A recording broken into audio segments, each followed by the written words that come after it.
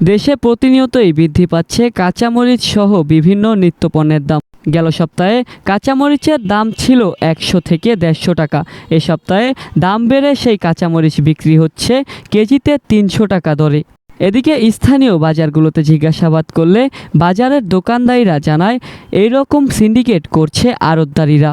এদিকে আড়তের ব্যবসায়ীদের কাছ থেকে জানা যায়, কৃষকরা পণ্য বিক্রি করার সময় তাদের কাছ থেকে বেশি দাম রাখায় তারাও বেশি দামে বিক্রি করছে নিত্যপণ্যগুলো। পাশাপাশি অনেক ক্রেতারা জানায় সকালে কাঁচামরিচ কিনেছে 150 টাকা কেজি দরে, রাত্রে বাজারে এসে দেখে 400 টাকা ছুঁয়েছে সেই কাঁচামরিচের দাম। পাশাপাশি দাম বেড়েছে মুরগির বাজারেও। ব্রয়লার মুরগি বিক্রি হতো 250 টাকা কেজি দরে। আরও বৃদ্ধি পেয়েছে দেশি মুরগির দামও।